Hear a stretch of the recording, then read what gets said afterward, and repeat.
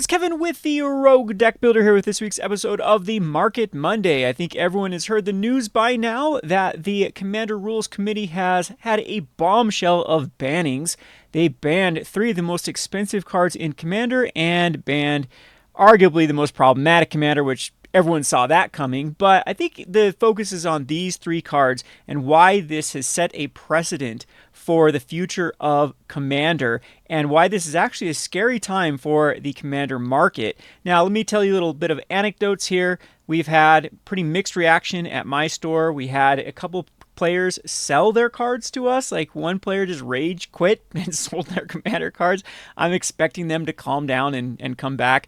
However, we've had some other ones that just didn't even feel like playing today because, in their own words, they've lost $800 worth of cards. So why would they even play this stupid format? So it's got kind of a mixed bags of reaction. There are some folks that do think that this was well deserved. I'm sort of in that camp, but I'm going to explain why I still disagree with this bannings and why I think it's just too late to really change the Commander format, because this has become the identity of Commander and you can't take this sort of thing back. You can't print these type of cards, not only print them, but recently reprint them. I think that is what the sentiment around the community is, that, okay, if these suckers were going to get banned, then why in the world was Mana Crypt the chase card out of Lost Caverns of Ixalan collector boosters, and why is Jeweled Lotus the card that everyone is still chasing out of Commander Masters? So those 2 products that are still on shelves, that are still quote-unquote in print, now have a lot of their chase equity banned now. I mean, there's really no place to play Jeweled Lotus and Dockside Extortionist outside of Commander, and Mana Crypt outside of Commander, so it's not like you can go find a home somewhere else. And so I want to discuss in this video how this is going to affect the market, where I think some backlash might even come from Wizards of the Coast, because how it works is let's just go over it here, it's called the Commander Rules Committee. The Commander Rules Committee has been embraced, but only recently by Wizards of the Coast. It used to be this I mean, it still is run by this mtgcommander.net, which is their own entity aside from Wizards. Wizards just adopted them. Did they ever officially do it? I know they're posting it right here on their website, but Commander is supposed to be this casual format where there is no rules. However, with all of these Magic Fests and all of these other things that are coming up, I know what do they call the new Magic Fest? I can't even remember now. When they announced all these big Magic tournaments, a lot of them are going to have Commander focus.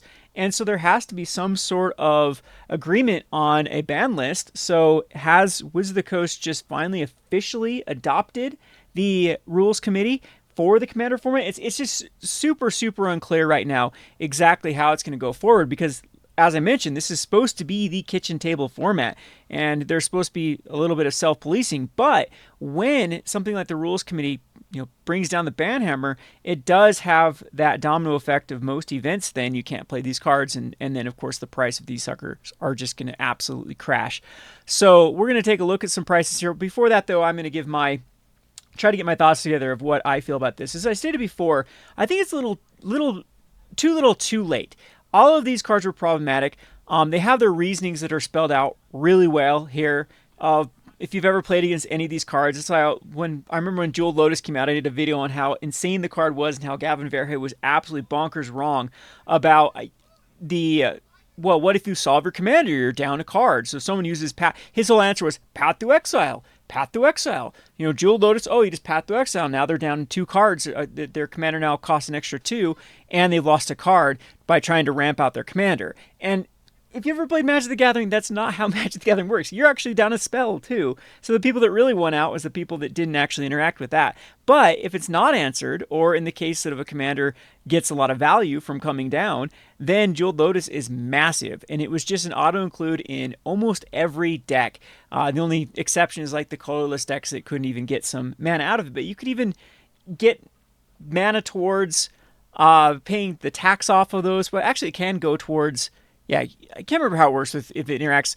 I digress. Anyway, the card just went in so many different decks and was just an auto-include and led to some explosive starts. Mana Crypt, same thing. Mana Crypt became a card that you absolutely just put in every deck, and the price was very restrictive for people getting into the format. I mean, if you're a new player and you sit down and someone just slams Mana Crypt, Soling, a bunch of other stuff, we've all seen these turn one plays that people have come up with, and they do actually happen in the Commander format. So the Commander, my whole point with Commander is Wizards of the Coast has been pushing this type of power level for some time. It's not just Dockside Extortionist, it's many 2-card combos. It's really quick win conditions now in Commander that of course get accelerated by things like Mana Crypt and Jeweled Lotus, and it has gotten so far out of hand that I actually don't think that trying to retroactively ban these extremely problematic cards is going to solve anything. And not just that, it's going to cause more problems because it's just such a slap in the face of all the people that felt like they've had to get these cards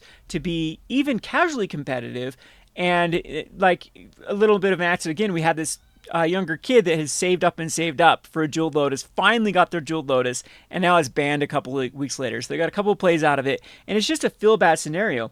And as I stated on my Discord, and we were kind of running this through on my Discord, I think that Commander players and 1v1 players aren't built the same. I think that Commander players take bans a lot more personally than 1v1. 1v1, okay, Nato gets banned, we'll go on to another card in Modern. In fact, even people playing the decks a lot of times like, whew, I'm glad it's banned because now I don't have to play this. We can actually play a different deck. We don't have to play mirrors of these particular cards. I mean, if remember Standard of the rotation passed before, like Reckoner Bankbuster got banned, or I'm trying to think of the Invoke Prejudice. Like, it was just mirrors after mirrors of those matchups because all roads led to playing those cards, and it got very kind of boring doing so. Commander is not like that. Commander people they have their pet cards and their pet decks, and like I said, it feels like an investment for them when they build their decks. That a lot of times they don't break apart their decks, they don't move on to other decks, and these they almost become like their little children, their cards in their deck.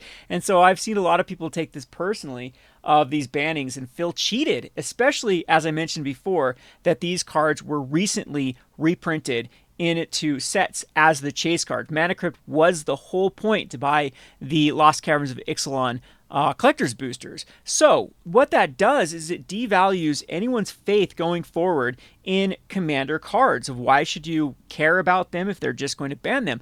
And I actually think, as I mentioned earlier, that if you scratch this layer of the really egregious cards that are busted, like these are some good picks, of course, but if you go even down one other layer, what about things like Gaia's Cradle? What about things like the Smothering Tithe?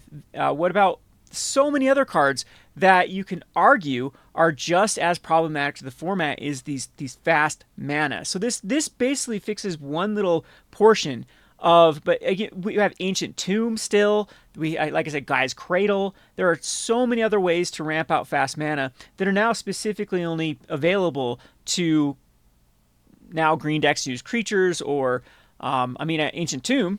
Should people be picking up Ancient Tombs, or should be worried that Ancient Tomb is the next one to go? So I mean, there's a lot of problems this precedent sets for just the faith in the market. So anyway, let's go over now to the pricing. Everything is absolutely collapsed with the pricing of Dockside Extortion is going for $25. You can see the price of course, this happens after banning. This boom just goes from $80 all the way down to people selling it as low as $27. Now, people are picking up copies.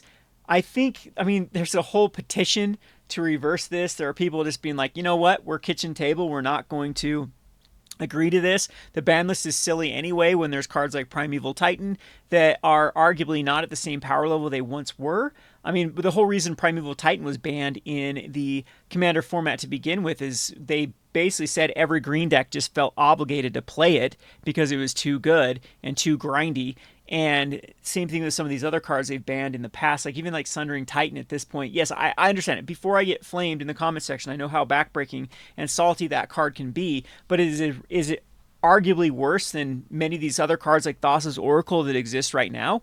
And speaking of like Thassa's Oracle, I think this precedent is also going to set the framework to cleaning up the Commander format. Now, again, I personally am okay with that because I have been complaining about how I cannot stand the Commander format because of these really pushed cards. I've always said that when I try to build a Commander deck, they end up running the same 65 cards, and you have like a little bit of wiggle room after lands and the staples. You have like 10 cards you can play with because you feel so obligated to play the Ragavons and the Dockside Extortionists and the Soul Rings, and if you're in white, like I mentioned, the Smothering Tides, the Cyclonic Rifts, the Teferi's Protections, all of those just are so much better. Even though they don't synergize your deck, you just feel obligated to play them. And I'm thinking that is that the way that the rules committee is going to go. They've explicitly stated in this little message here that they want to bring back creativity to the Commander format. That originally it was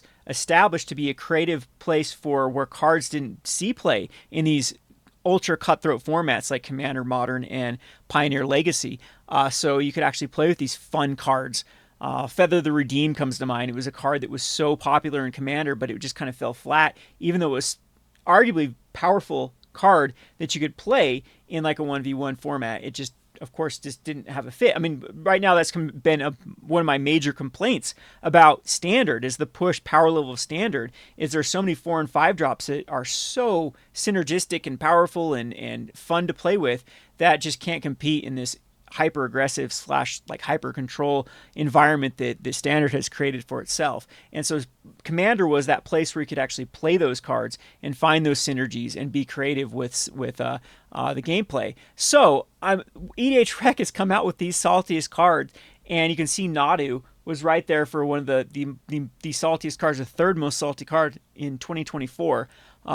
When I think you can go on EDH Rec and just rank these yourself, like people can just upvote salty cards, and you can see there are other cards that I think are arguably on the radar for this rules committee. One that comes to mind is Thassa's Oracle. Thassa's Oracle is just pushed out so many of the cards. There are so many cards that just become Thassa's Oracle decks. Like building a commander deck up, might as well play Thassa's Oracle. Every set they seem to come out with exile X amount of cards from your library. Just these easy 2-card, 3-card combos with Thassa's Oracle keep getting printed almost every set. Yeah, things like the One Ring. The One Ring is another one that people say, well, this is another card I feel so obligated to play. That might just be better to get out of the format if everyone just has to play the One Ring. And as I mentioned before, with things like the Ristic Studies or the Smothering Tithes, that those are just salty because everyone is just so sick of playing them over and over and over. And you come down a little bit more with Jeweled Lotus down here.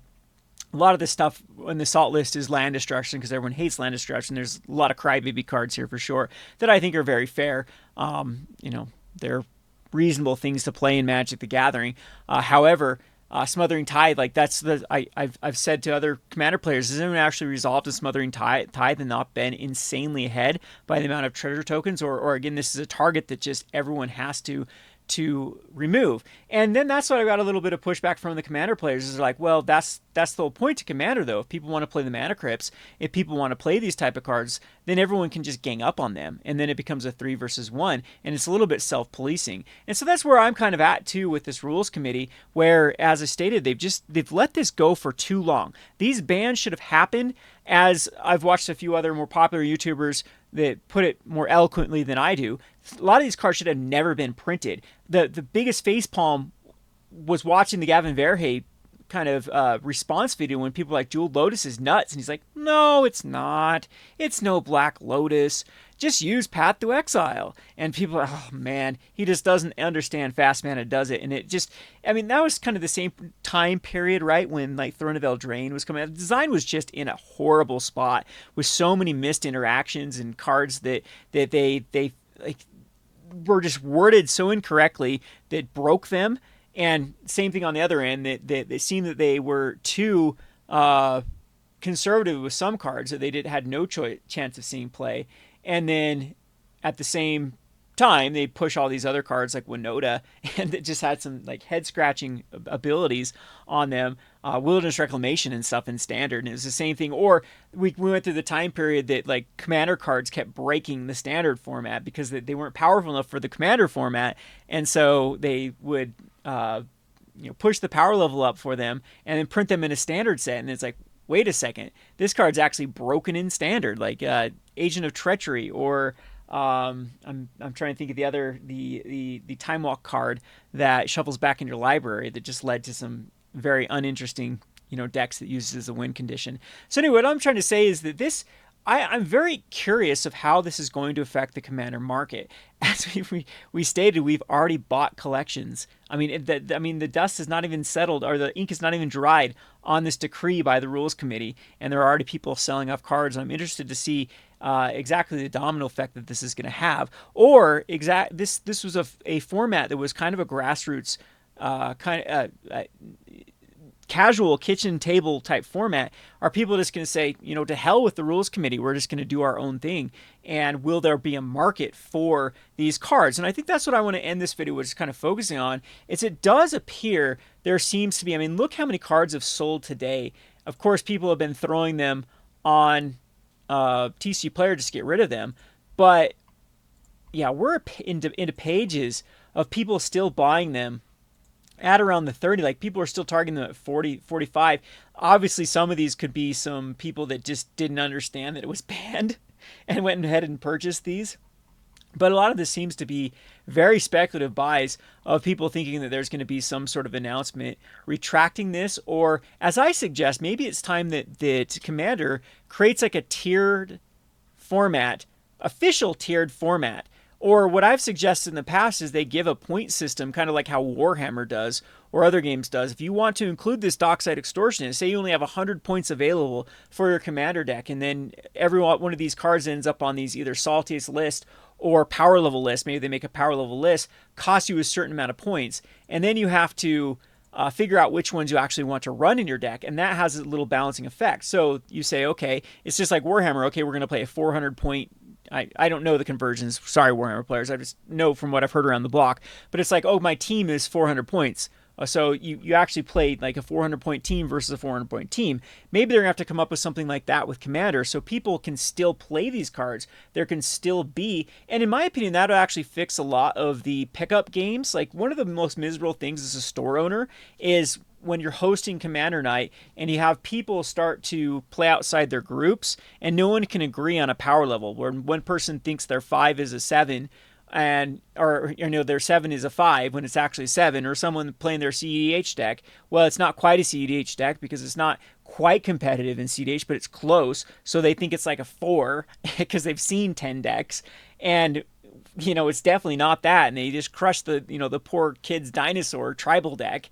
that goes on at our store over and over and over. And I think someone needs to take the mantle so that these cards can still have homes and create like a point system, and that way it becomes more like a restricted list rather than a straight out ban list. Because in my opinion, bannings are last resort. Bannings are something that should be reserved for competitive play. They shouldn't really be utilized outside of the very, like I said, egregious cards. Like Nadu probably deserves that. It's in that same.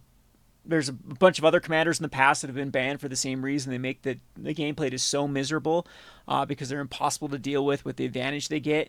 Some of the lockout cards, things like that, I think that shouldn't ever come back into the format. However, many of these fast mana, if people want to play that sort of style, or as I mentioned, if they're set to a threshold of a point system, then it would still give a home for these type of cards. So something needs to change, because in my opinion, this is a precedent that is not sustainable. I can only imagine what's going on in Wizard of the Coast right now. They're probably trying to put out fire. How many of these cards are actually already printed in upcoming sets? That's what I mean. We've had some announcements of some big sets that are coming out in the next year. Those sets are already designed. Are they printed yet? Probably. Some of them could be. There could be a Mana Cryptic or a Jeweled Lotus or a Dockside Extortionist in an upcoming set. And as I mentioned, they were recently reprinted. Commander Masters is still at distribution level, and it was one of the chase cards. Was it the most expensive card? I can't remember if it was the most expensive card outside. I think it was. And Commander Legends, I mean, that was still the whole point to buying it. Lost Caverns of Ixalan with the Mana Crypt.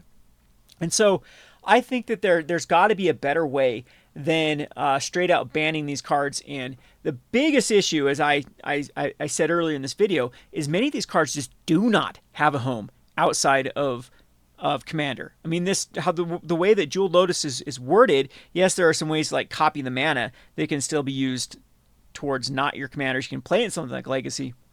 However, the whole point for Jeweled Lotus was to accelerate certain commanders. And if people want to play at that power level, that is where I think that they should allow that sort of power level to be played, kind of like a vintage. Vintage still allows Black Lotus. So I don't know. I really would like to see some changes with the Commander format. Obviously, it has gotten out of hand, and people like me refuse to play it because it's gotten out of hand. Like, I actually enjoy building commander decks, but it's just gone too far. Like, without a rotation of commander, it just gets more powerful and less ability to actually brew cards as time goes on. And it actually makes it so Wizards of the Coast can't print or has to print better cards, but at the same time, it's kind of this damned if you do, damned if you don't, because now it just makes it even more restrictive while building decks because you have to keep playing these pushed and pushed cards, and there goes the creativity out the list. So as I said, this is kind of $1 million question: is if these are good specs. Like, this is the cheapest prices we've ever seen, obviously, because there's gonna be so many of these things that are gonna come back in the market. But is there going to be a place for these cards in the future? And I actually think so. I think the Commander was created as a grassroots. I think the CDH players really like these fast mana cards. And again, you can split CDH into two categories too. That's where I really, really hope that someone can take up the mantle and create a Warhammer type system of points. And you wouldn't have to put a point for every card. It should just be a certain amount of cards, and that's a way they could keep Sol Ring in the format, where every deck has the reason why they won't ban Sol Ring. Here they say it's just become such a identity of the format, but the main reason is Sol Ring's one of the most printed cards in the history of Magic. If you think of every Commander deck that has a Sol Ring in it, just think of the amount of copies of Sol Rings that are in existence, and how many of those cards would become absolutely worthless if they got banned in Commander. But to try to say in the same phrase that Jeweled Lotus and Mana Crypt are too broken for the format, but the Sol Ring, now all it's doing is the person that now draws the Sol Ring used to have like 3 options to get. Now it's the lucky person that gets the Sol Ring is going to be so far ahead, and the people that don't get the Sol Ring are going to be, left in the dust there. And so that is where a point system solves everything. It gives homes for these cards, and it actually, like, it creates a barrier. It creates not a barrier, like a tiered system of where a 7 is a 7 now, because all you do is you rate the cards that are in your deck. And if you're running the Smothering Tides and the Thassa's Oracles and the Gaia's Cradles and all these super powerful cards, then they count towards how many points are in your deck, and then people can just weigh their points. And then you can find a table that is at the reasonably same power level as you are. And it can still remain casual, it can still remain flexible, it can still remain creative. And I mean, a lot of people do. I think that they don't realize this, that a lot of people like to do the most broken things possible in Magic the Gathering. And there should be a home for those people that like to play, as I mentioned, the vintage type things where you can go absolutely nuts. And so just axing all these cards, I think, is a bad move by Wizards of the Coast. And I don't know if I'm a betting man, and I am. I do think we might see some sort of reversal in this decision. So it might be a good time to pick up these cards. I don't know if I'm that much of a betting man, and I still think that, we've seen an absolute collapse of prices. There's probably a lot more to go with these cards as we look over Jeweled Lotus. It's being purchased, though. It is being purchased at that 25 to 45. I mean, it bottomed out at 25, but now there's people purchasing all the way back up to 45. So it seems like that was the lowest one that was purchased, was $25. Is that one damaged or anything? But there's some near mints for 30 that were sold. More near mints for 30. Just people, 2 near mints for 25. Another near mint but it looks like, those have all been purchased. And these are probably the most selling cards right now. Dockside Distortionist, Mana Crypt, so other people are banking on it. So definitely watch this. This could be an exciting time to get in on these cards for sure. Anyway, wild time for the Commander. I was going to talk about some Dustmore and some. Let's revive the Rogue Market channel. So I do have some interesting takes on some products right now that I think are good buys. Brothers War Commander or Brothers War Collectors boosters, I think, are just absolutely bonkers of a deal right now. So I'll try to do an update over my Rogue Market channel to kind of give you a scoop of things that I think are actually going well in the Magic the Gathering market. But hopefully there's not too much backlash, like I mentioned. Like, we've been on a huge uptick with the Commander format too. It's had a huge revival, and it just seems to be a lot of good energy in the air for Magic the Gathering. I hate for this to like throw a wrench into that energy.